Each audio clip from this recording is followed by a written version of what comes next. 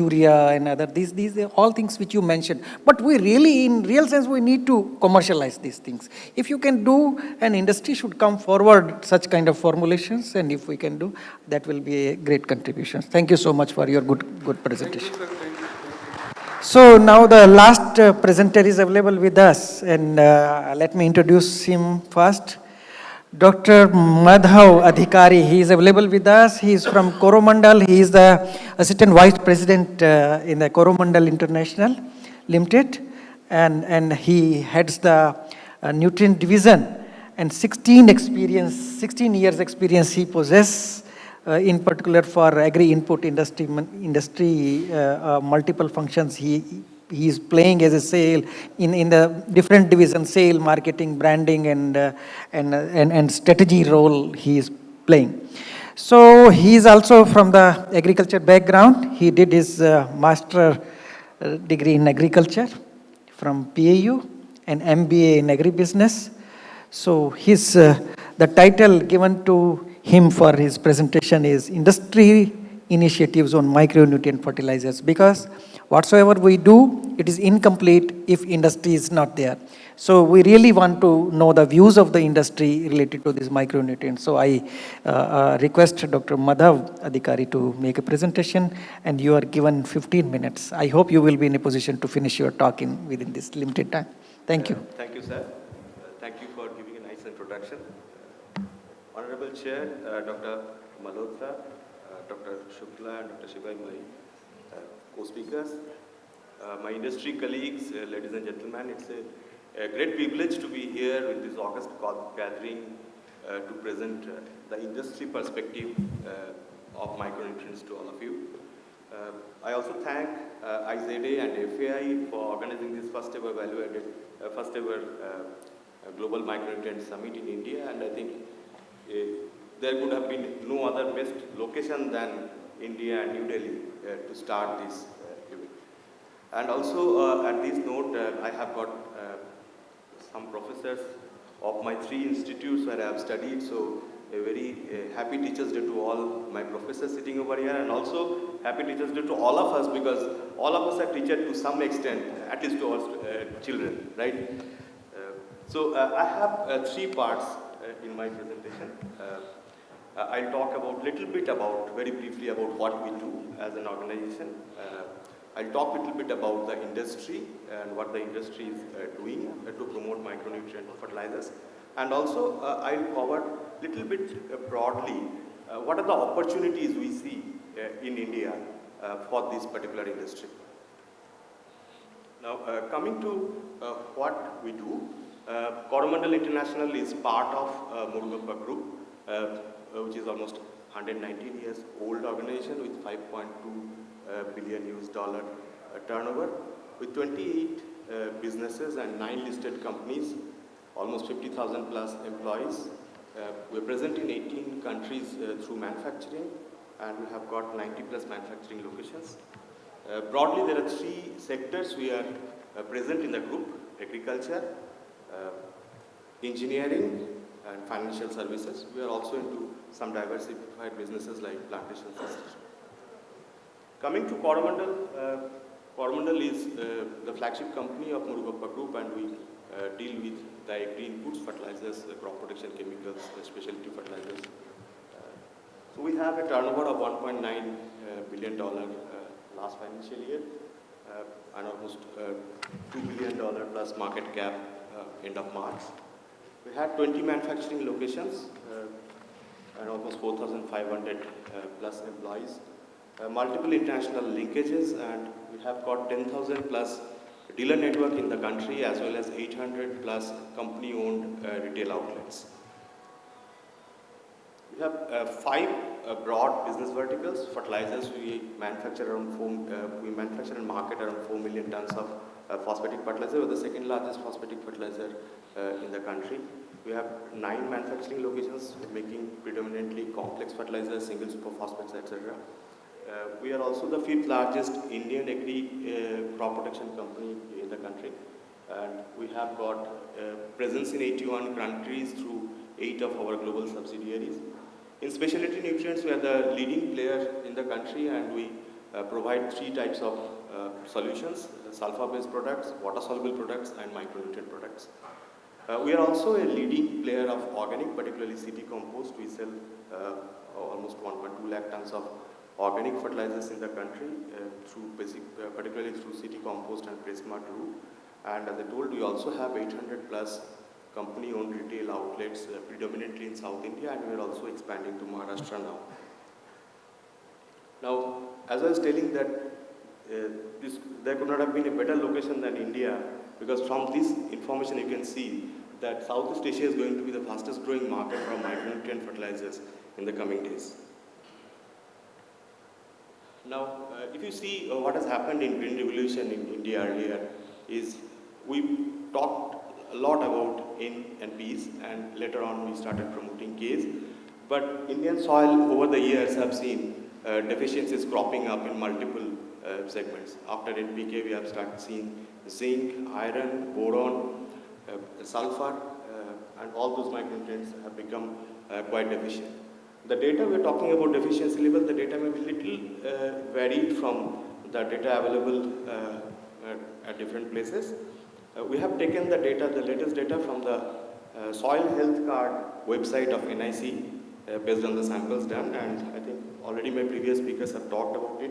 I just want to tell you about the kind of samples Soil Health Card has generated. You can see for zinc, almost 31 million samples have been drawn across the country. And based on those data, comprehensive district-wide maps have been made, and this is available for all of you at free of cost.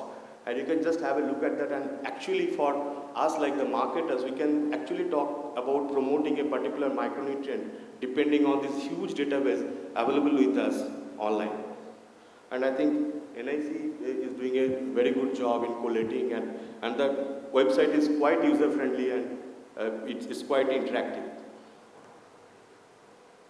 Now, these are the deficiency maps. I am also talking about sulfur because sulfur is, of course, it's a secondary nutrient, may not be part of the scope of this summit, but yes, sulfur deficiency has been predominantly high in India. Now, coming to what kind of products are available in India, all of you know India's fertilizer industry is governed by Fertilizer Control Order, particularly for the delegates who have come from abroad. There are basically 6 types of micronutrient products: zinc, boron, iron, molybdenum, manganese, and copper. And the products which are available are mostly in sulfate forms. We also have chelates and some good technology products which are also coming up of late. In addition to these standalone micronutrients, what is also available is fortified subsidized fertilizers, that is DAP and complexes. We have got fortified SSPs. We have got water-soluble fertilizers fortified with micronutrient, and also we have got a lot of state-approved micronutrient mixtures. Now, how the micronutrient industry is structured in India, there are broadly 4 types of players. We have got fertilizer manufacturers, the large fertilizer manufacturers, who predominantly deal with subsidized fertilizers, so Coromandel and all other companies are there. And we basically sell 2 types of micronutrient fertilizer. One is fortified DAPs and NPKs and SSPs. That's one category. That's the subsidized fertilizer category. And then we have got specialty fertilizer, in which we have got standalone micronutrients. We have got secondary micronutrient combination like sulfur plus boron. We have got water solubles plus, like water soluble NPK plus micronutrient combination also. Then we have got one set of industry which is basically the standalone specialty fertilizer players. So these companies also promote and manufacture specialty fertilizers in India, but they are not into bulk manufacturing of fertilizers. Then we have got generic micronutrient manufacturers who basically supply to all of us, and we sell it in our brands. And then we have got a lot of crop protection players who are also coming up with a lot of micronutrient products. And in fact, there are a lot of products in crop protection industry today. If you see their literature, if you see their posters in the market, you will find they are actually promoting zinc than the fungicide they are selling. So it's a very interesting trend. A fungicide is sold as a nutrient because it has got zinc in it, but they are promoting more of zinc rather than promoting more of the fungicide. Now, these are the different NPK or DAP fortified fertilizers available in the market. at different stages of commercialization process by different companies. Coming to the micronutrient market, in terms of turnover, it's on 18-19, it's around 14.7 billion rupees market. And our projection is by 24-25, this market will grow up to almost 19 billion rupees. Now, I've tried to categorize this micronutrient industry into two categories. One is a low-value micronutrient and one is a high-value micronutrient. When I talk about high-value micronutrient, I basically talk about chelates and products which are little superior products, which are not the generic sulfate products. So if you see again there, in terms of turnover, almost 12.8 billion rupees is contributed by the generic low-value micronutrient fertilizers, and almost 1.9 billion rupees is by the high-value micronutrient. And if you see the growth, what we foresee, the growth would be little higher in the high-value micronutrient category in India by 24-25. Coming to crop-wise consumption, India is predominantly a country with a lot of field crops like paddy, wheat and cotton having huge area. But if you say significant consumption is also happening in crops like vegetables and potato, where micronutrients are playing a key role. Now coming to a little bit about what we are doing as an industry, like we are promoting SBZ concept. This is also being promoted by Government of India and a lot of state governments. So this is basically sulfur, boron and zinc nutrition together. And in fact, we have done a huge number of demonstrations, almost 1500 plus demonstrations across crop categories we have done. And we have seen very good significant results. And what we are also doing, our team is also carrying one kit called SBZ kit. So where we can do a basic qualitative test of sulfur, boron and zinc in the soil. Of course, those things are again to be validated with the proper soil testing results. And we have seen very good phenomenal results in multiple crops and seeing very good yield benefits when we are talking about these three nutrient promoting together. Now coming to the opportunities part, like this is about where we are, but where we are going to go, I think that part is more interesting for the industry. Last 5 years have been quite interesting in terms of agriculture in India, and I'm pretty sure the next 5 years are going to be far more interesting. And when you talk about growth drivers, I've tried to capture it in 6 broad categories. One is the productivity challenge. Basically, I'll try to tell you about how these particular factors are going to drive the growth of this particular industry.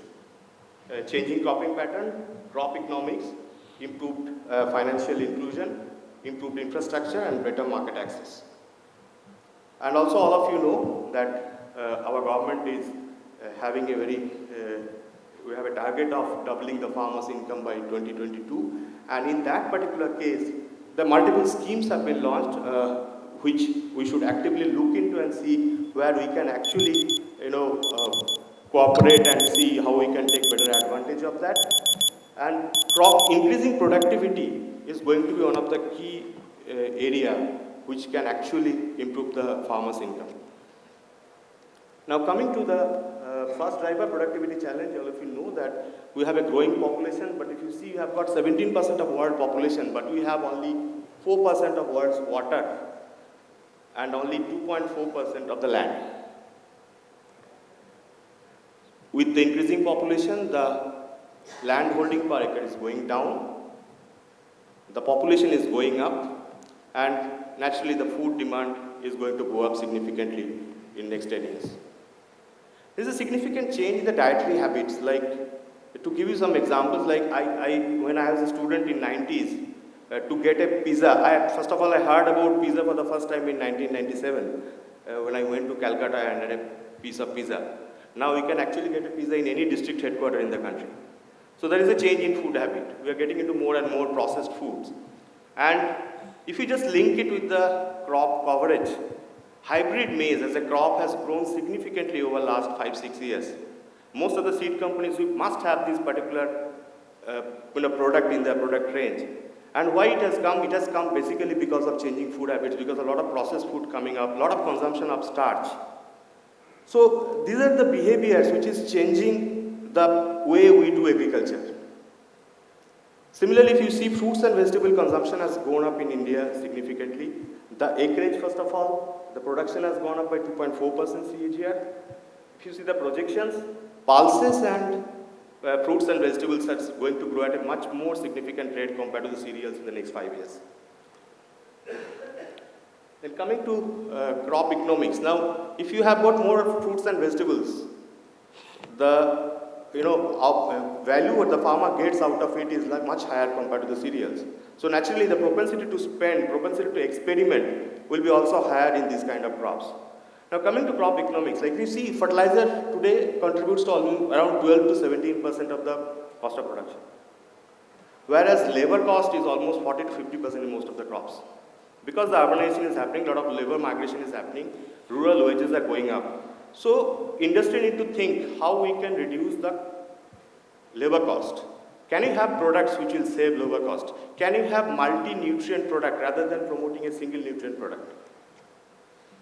Coming to the crop economics part again, like the MSPs have gone up significantly, but the production is not going up to that extent. So what is happening? The return, the real ROI for the farmers is still not growing significantly because the production also need to increase, the productivity also need to increase. Coming to the financial inclusion part, there has been significant improvement in last 5 years. If you see the number of accounts, the number of the figures are there, you can see by yourself, I don't need to explain. The kind of growth has happened in the number of bank accounts, the kind of growth has happened in terms of rural credit is significant. Now if you see this mind-boggling figure, how the industry, the insurance industry, crop insurance industry in India has grown. And this is going to grow much more because there has to be more penetration, so penetration would go up significantly, which will drive the growth of the industry. Sum insured per hectare will also go up, as well as the premium rate will also go up. So all said and done, we are getting a lot of fund availability in the agriculture sector at the hand of the farmer, which will again get converted into consumption.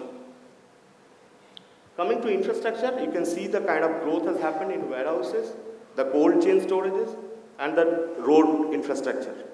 Now, this is a major driver of growth. I am from West Bengal and I am from a district called Bardhaman.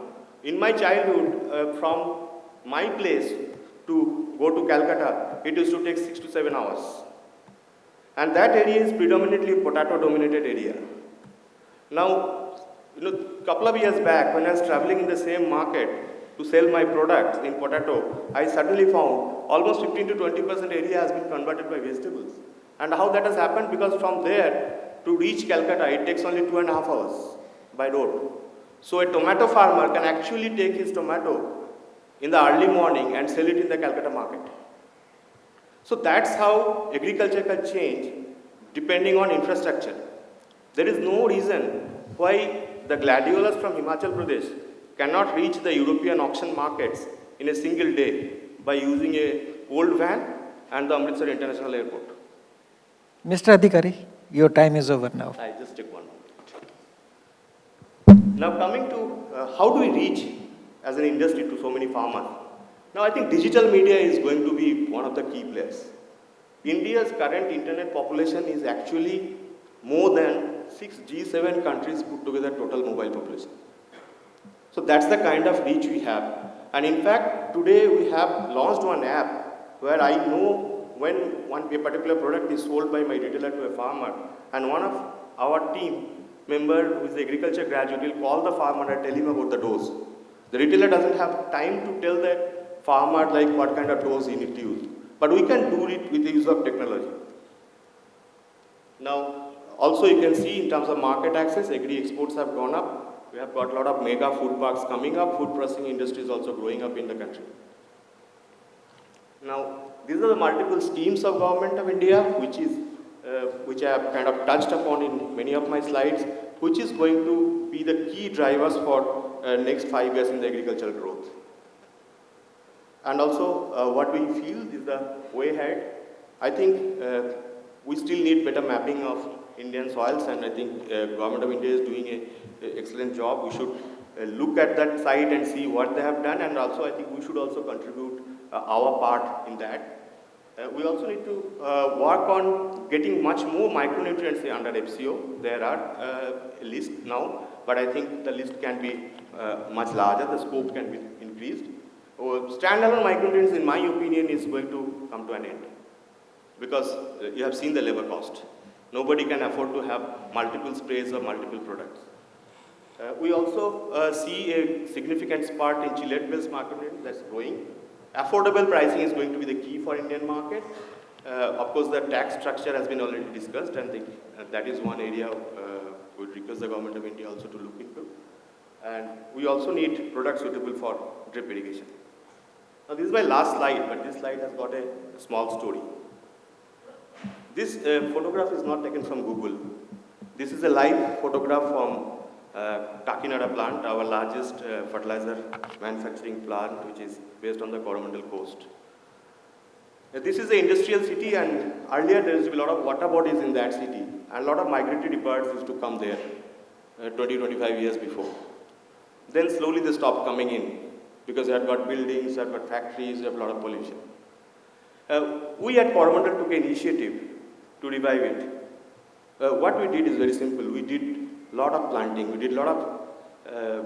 planted a lot of trees across those water bodies. And today that particular area is a habitat of 60 plus species of birds, and we have converted that water body into a bird sanctuary. This has been recently covered by UNDP and the Discovery Channel as well, so you can see our story there. But I think this is our way of giving back to our mother nature, because we are basically a chemical fertilizer and a nutrient or a protection company, but we also can do a lot of green things if we have the right intention. Thank you very much for your patient hearing. Thank you very much, Mr. Adhikari, for a very good presentation, and the last message which you have conveyed from your that story, it's really very valuable. So now we invite few questions from the audience. Anybody? Okay. Please. Okay, one by one. First, let him speak. I'm Aman Dayal from Dayal Fertilizers. You mentioned about the specialty fertilizers and single fertilizers. I don't know if you'd like to amend that statement or if I may like to debate with that. What you're essentially talking about is that when a kid is born, you feed it with all the medicines and then he doesn't need any medicines ever in life. That is what I heard, if I misunderstood from what you said, that single nutrients is not required at all. What I told basically is single nutrient fertilizers. Like, give you an example, we have a product called bentonite sulfur, and many of our industry colleagues also sell that product. That's a standalone sulfur fertilizer. Okay, so when I'm giving that product alone, so the farmer is having a labor cost to apply sulfur in the soil. Now, if I can have sulfur plus zinc, sulfur plus boron, so with a single labor cost, the farmer can apply 2 nutrients. Similarly, if a farmer is having DAP, if he is having a truncated DAP. If I may complete my question.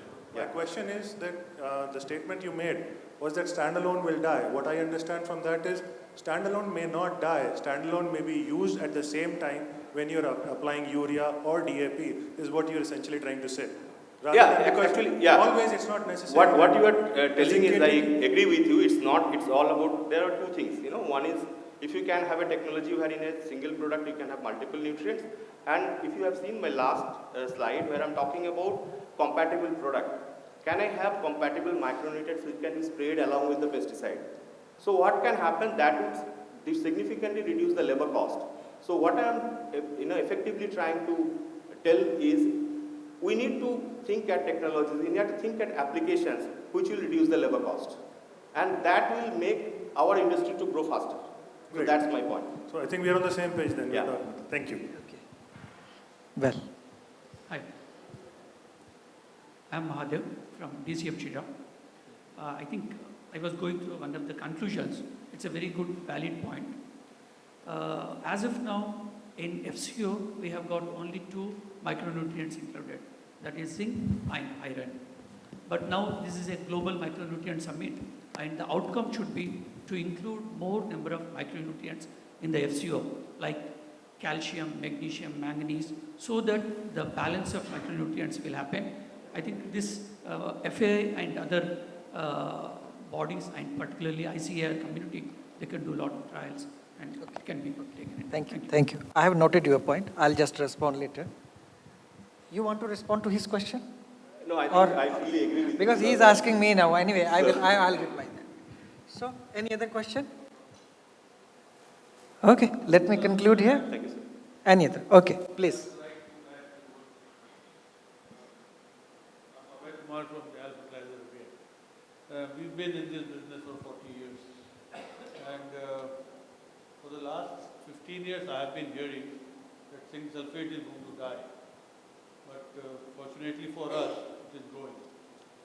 So I would like this statement to be, reviewed. That given our farmers, given the level of literacy we have, is it a good idea at this kind of forum to recommend that single micronutrients are going to die and the need is for customized fertilizers, combinations and so on. Whereas, it adds to the cost. If the soil needs zinc or boron or manganese, why add everything together? So, and if I may add, most micronutrients are compatible with pesticides. In fact, they're all.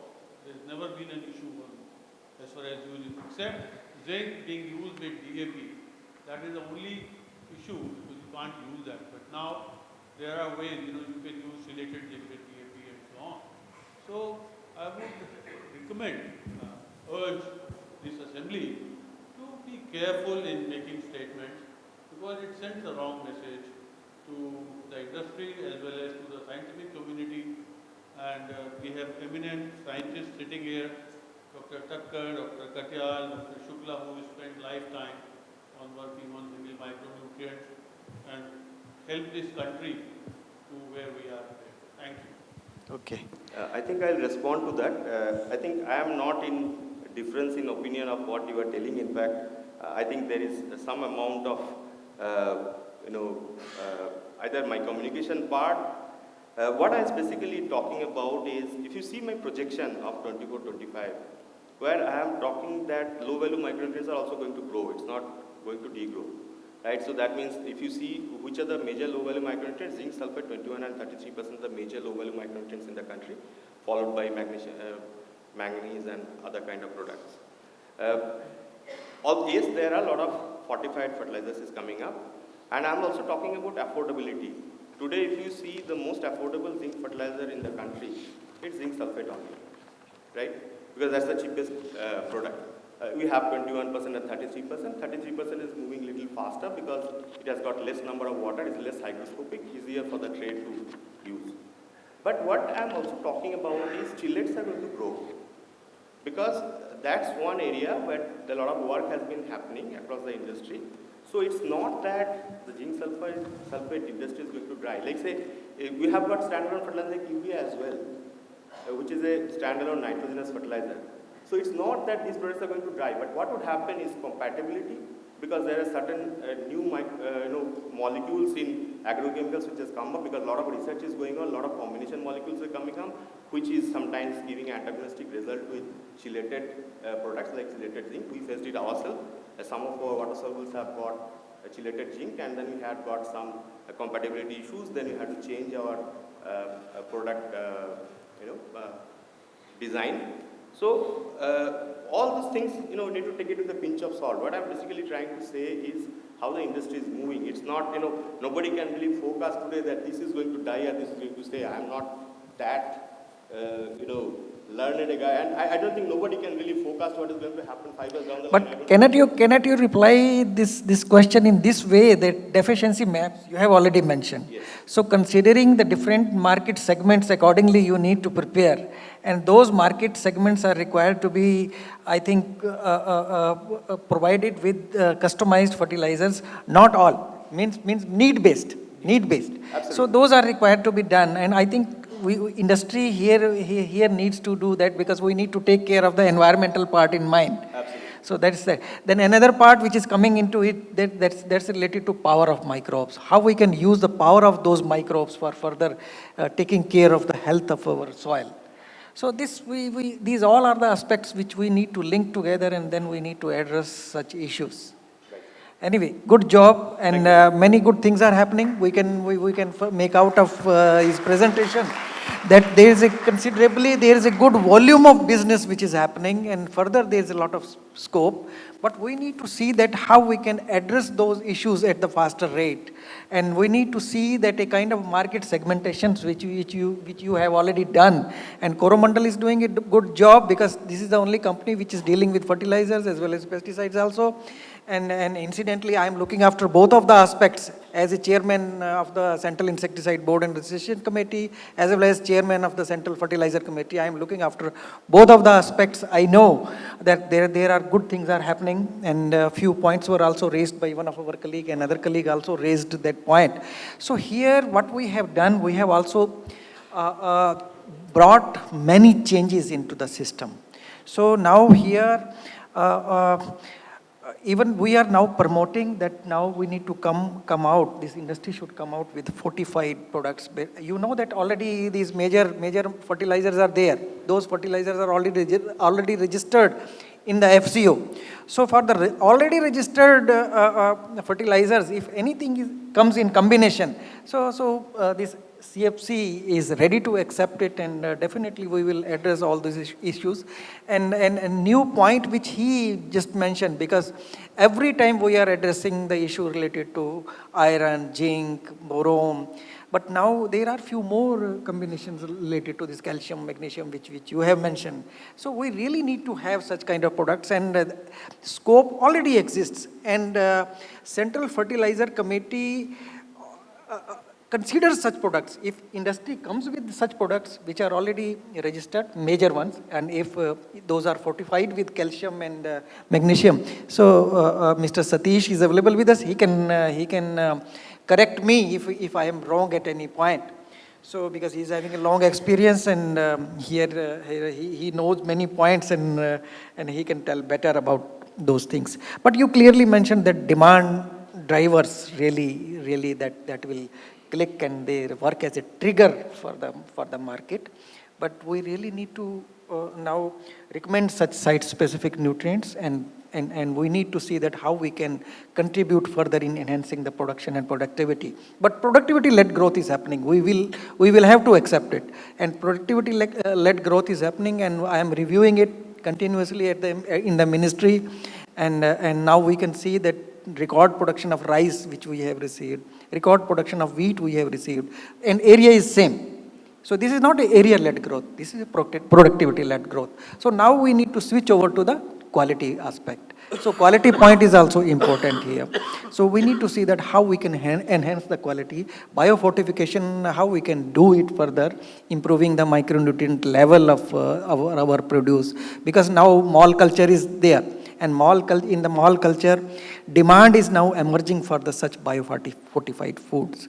And even you will find several products which are available on the racks, and they have mentioned that these are the biofortified products and others. So I really enjoyed this session, and all three presentations were fabulous. Excellent presentations were made. Very good recommendations have emerged out. And really we need to bring a kind of commercialization. Many good things are happening at the research sector, as well as industry is also very much vibrant in this area, as I have observed. So with these my brief remarks, because I will not go in detail because we are already late, and after the end of each and every presentation, I have already given my remarks. So thank you so much to the organizers for giving us chance to have an interaction with you all. Thank you so much. Thank you to all of the speakers who are available here. Thank you very much indeed, sir. And may I request Dr. Malhotra, our chairperson for this session, to kindly do the honors of presenting mementos as a token of gratitude and appreciation to all our eminent speakers. On behalf of the organizers, we present to Dr. A.K. Shukla. We had a wonderful presentation from him on micronutrients in soils and crops. Thank you very much indeed, sir.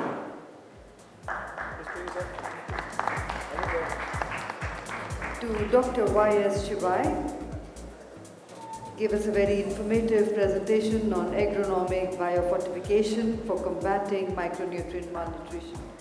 Thank you very much indeed, sir, for that wonderful presentation. And yet another informative presentation from Dr. Madhav Adhikari on industry initiatives on micronutrient fertilizer. Thank you very much indeed. Thank you, Dr. Malhotra, for doing the honors. And can we have a group photograph of the panel, sir? Yeah. Thank you.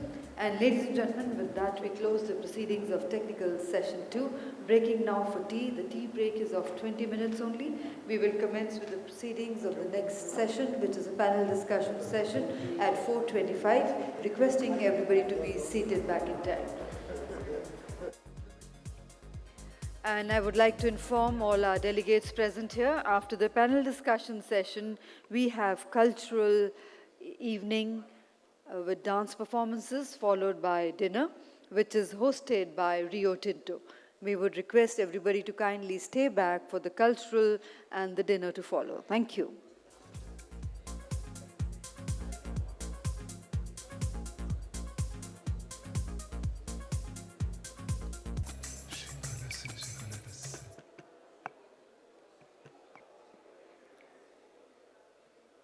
Good evening, ladies and gentlemen. May I have your kind attention? I'm sure you've enjoyed this break thoroughly after those 2 brainstorming sessions we had with presentations which were very informative and educative. So to have a little lighter session by the evening, we will now have a panel discussion session. I would request everybody to kindly be seated back.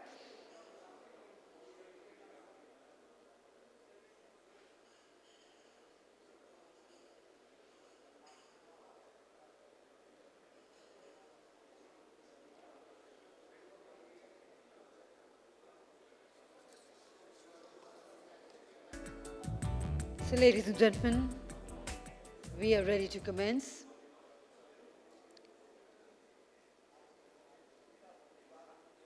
May I once again request everybody to be seated, all mobile phones put on to silent mode.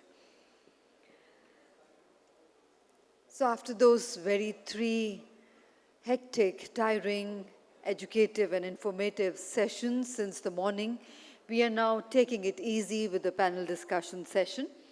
And to begin with the panel discussion session, I have the proud privilege in inviting our distinguished chairperson for this session, Dr. J.C. Katyal. He's former Vice Chairman, CCS, HAU, Hisar, India. And please put your hands together to welcome Dr. J.C. Katyal. He's a renowned soil scientist, has over 40 years of experience of research, teaching, and administration, and has served in various key positions, which include Director General Research, Central Research Institute for Dryland Agriculture, Hyderabad. And may I request Mr. Satish Chanda to do the honors of welcoming our chairperson for this session, Dr. J.C. Katyal, with the floral bouquet and the shawl.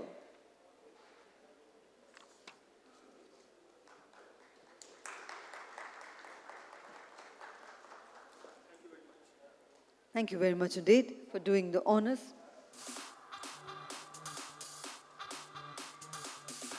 So Dr. J.C. Katyal has over 40 years of experience of research, teaching and administration, and has served in various key positions which include Director, Central Research Institute of Dryland Agriculture, Hyderabad, Director, National Academy of Agriculture Research Management, Hyderabad, Deputy Director General Education, Indian Council of Agricultural Research, and Vice Chancellor, CCS Haryana Agricultural University, Hisar.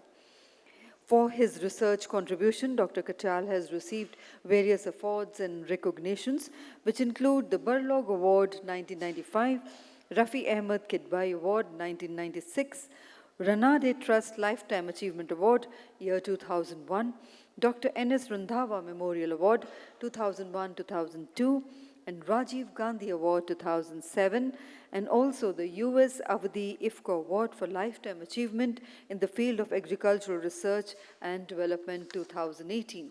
And ladies and gentlemen, it's indeed is an honor to have Dr. J.C. Katyal as our distinguished chairman for this session panel discussion. A very warm welcome to you once again, sir. And I now invite all our eminent panelists for the panel discussion session. Dr. S.K. Malhotra, Agriculture Commission, Ministry of Agriculture and Farmers Welfare, Government of India. A very warm welcome to you, sir. I invite Dr. B.S. Dwivedi, Head Division of Soil Science and Agri-Chemical, ICAR, IARI, New Delhi. A very warm welcome to you, sir. I invite Dr. A.K. Shukla, Project Coordinator Micro, ICAR, IISS Bhopal. A very warm welcome to you, sir. I will welcome Dr. P.P. Biswas, Senior Consultant, NRM Division, ICAR, New Delhi. A very warm welcome to you. Dr. Amit Rastogi, Senior Vice President, Technical, Coromandel International, Secunderabad, Telangana. A warm welcome to you. I invite Dr. Naresh Deshmukh, Executive Vice President, SmartChem Pune, and Dr. Tarunendu Singh, Manager and Head. And I also invite Dr. B.B. Singh, Vice President, SCM and Corporate Affairs, IRC Agrochemicals, Kolkata.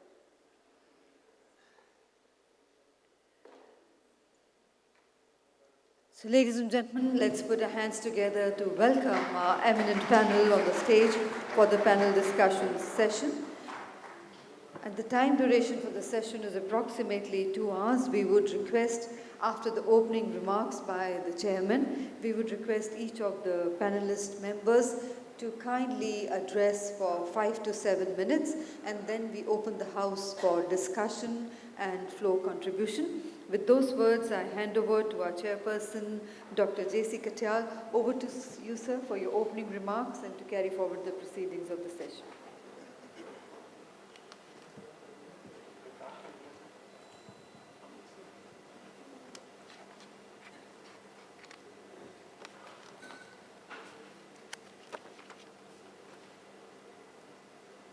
Thank you very much, young lady, for introducing an old man.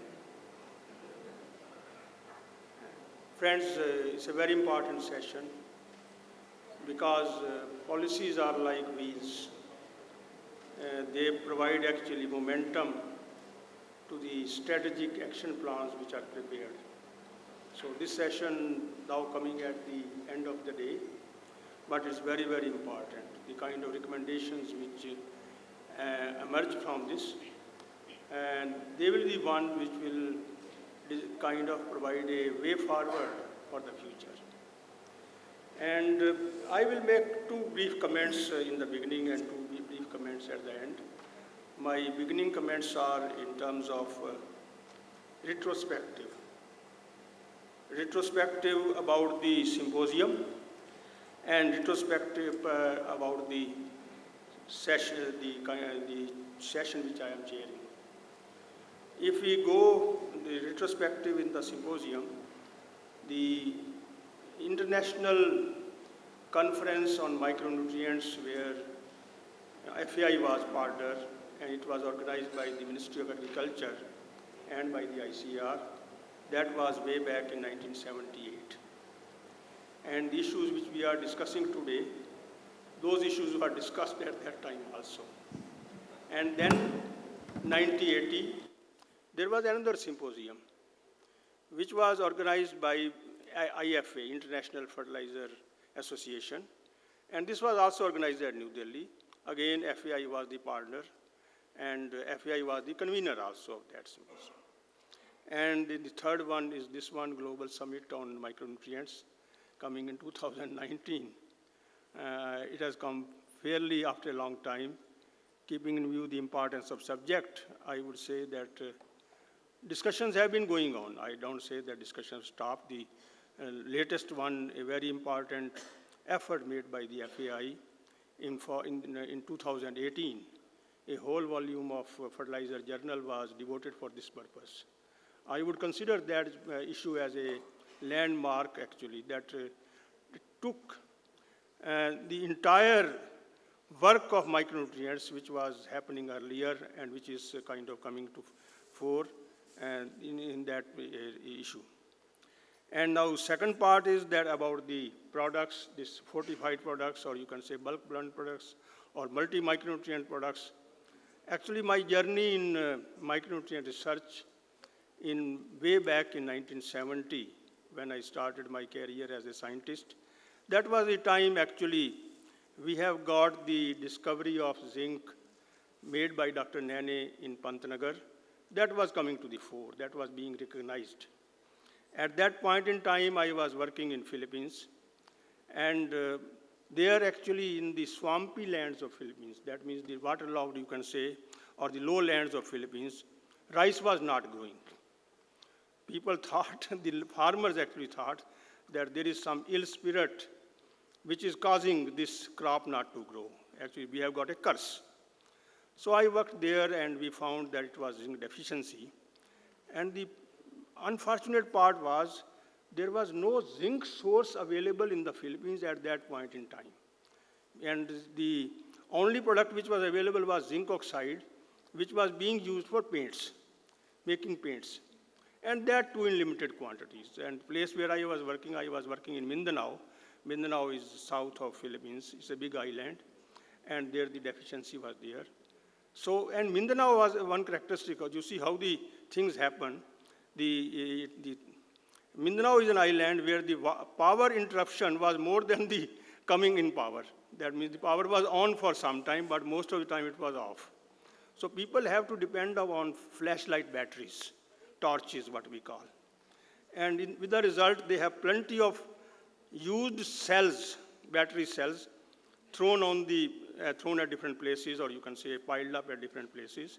And when I noticed those, and I thought this is a multi-nutrient, multi-micronutrient source, because it has zinc, it has sulfur, it has copper. And we tried that, and everything happened there. So that was the first point. And when I came back to India, I was working as micronutrient coordinator. At that point in time, to my knowledge, I may be wrong, somebody, Dr. Satish Chandra or somebody else can correct me, that at point in time, 2 products were brought by Tresal, by Rallis India. These were Tresal 1 and Tresal 2. That was actually, that came in small packets, small boxes, you can say, as the lab chemicals come. And they were the first introduction, and they were not covered by the FCO, but they were covered by the state system. And of course, I'm told by Dr. Shivendu that they still exist, and that was the beginning. And after that, of course, zincated urea, boronated superphosphate, and so many products came. There are several questions in my mind about those. I will not speak those. I will speak at the end. If people cover it, it's very good. Otherwise, I will tell that as a way forward. So friends, with these words, I'll stop here and start with the panelists. We have a team of 7 panelists, and as informed, that each panelist can take maximum of 10 minutes. I would say 8 minutes, but please keep the time to 10 minutes so that we can involve everybody. And so that, because this is a kind of plenary means planning session. So this will be very, very helpful to prepare a kind of strategy for the future. Thank you very much. And I will now invite the first Dr. G.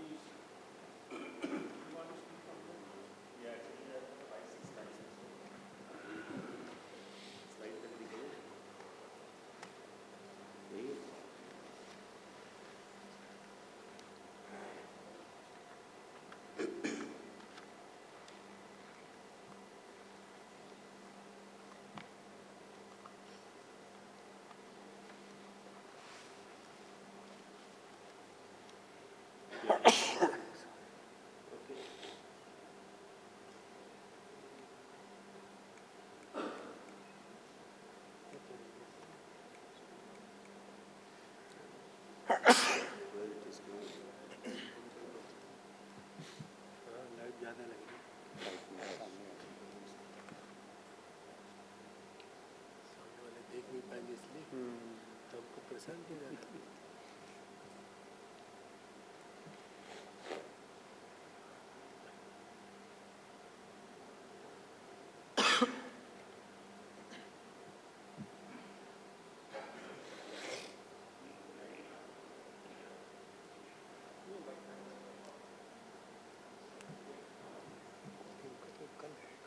Okay, thank you, Chairman, sir.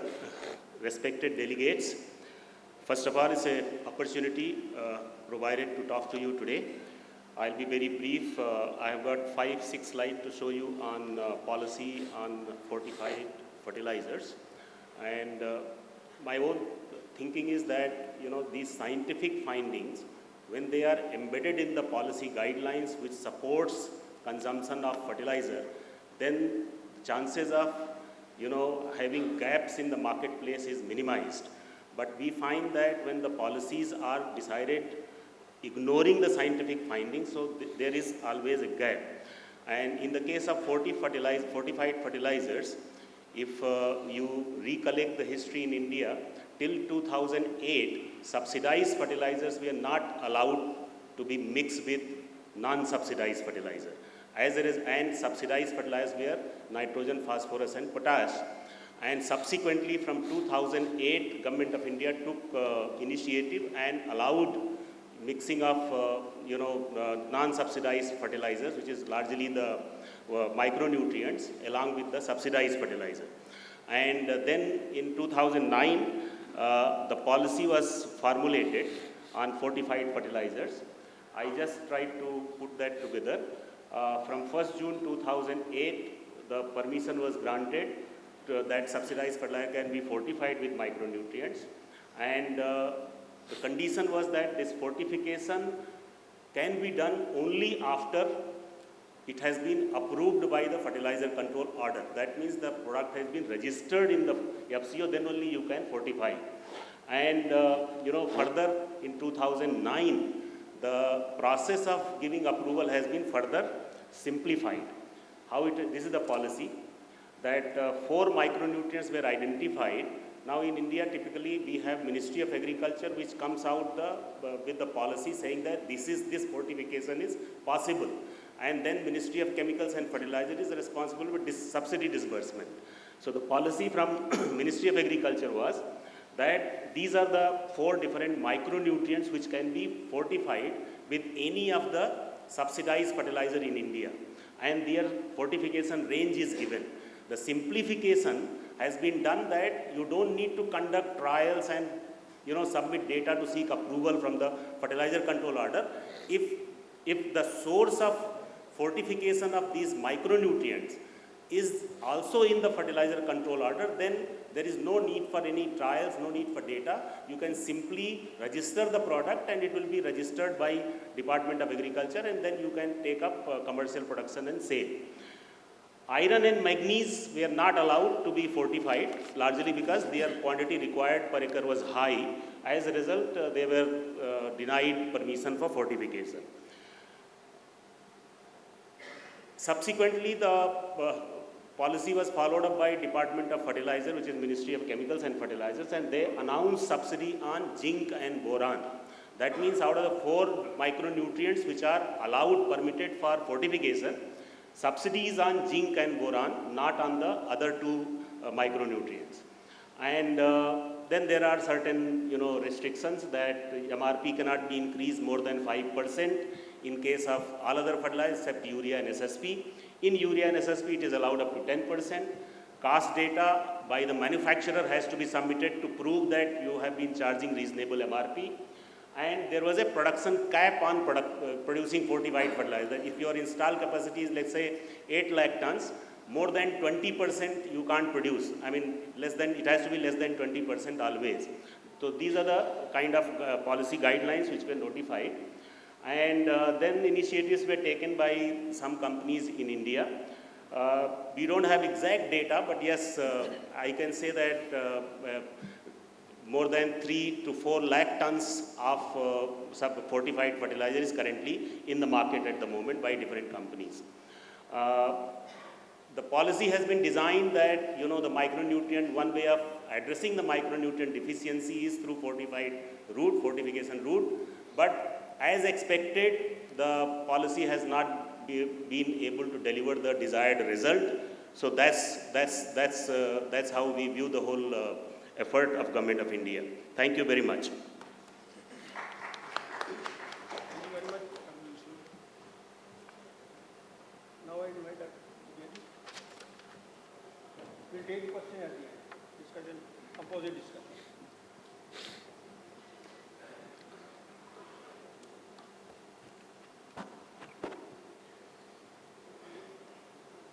Honorable Chairperson and distinguished delegates.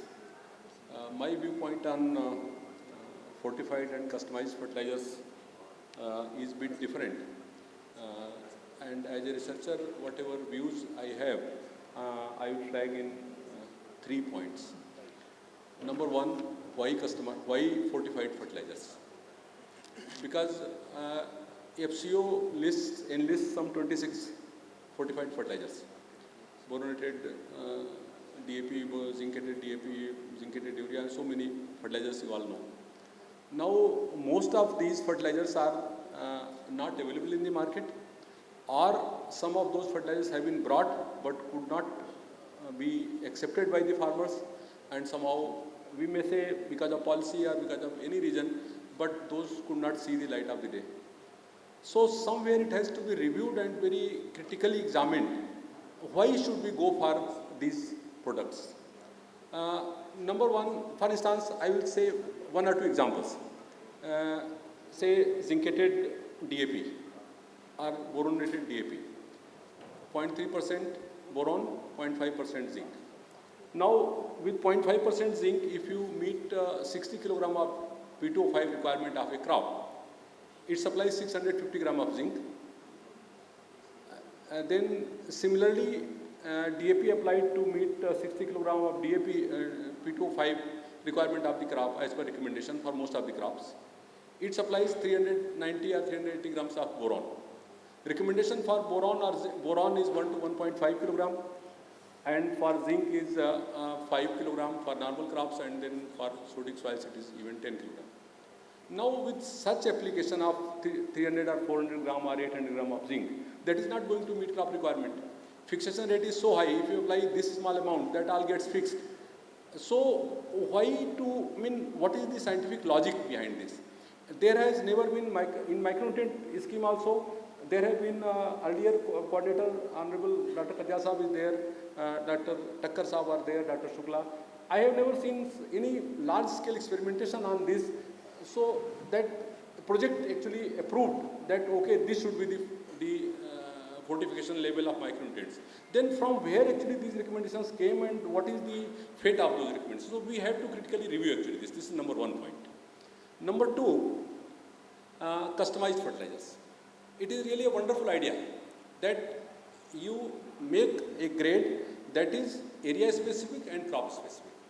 But the policy was introduced in 2008, it is 2019, and we all know that what is the production of customized fertilizers, what is the market, and in fact in 2010-11 there was some spot in that, and we thought that okay, it will pick up with the change in policies, with some ease in FCO and all this kind of thing. But then again, production and consumption of this, if you see the statistics, that comes down. With this kind of the current actually scenario, the idea is very good, but then how to actually implement, how to make it available to at the farmers level, that is a big challenge. And I am of the view that unless small manufacturers and production of such type of mixing of fertilizers based on soil health card or based on soil test reports and need of the area and the soil are actually encouraged and facilitated. How this at a local level, maybe at a district level or at taluka level, and then those small plants which really customize, produce a mixture kind of an area specific or need based mixture of fertilizers with the small machines and small manufacturers, it cannot be. I am of the opinion at least 10 years statistics with us, you see another 10 years, and I don't see any, because farmers, I discussed with several farmers, and farmers are not very much encouraged with this kind of customized fertilizers. This third point that I want to make, that single nutrient fertilizers, those had a scope, those will have a scope.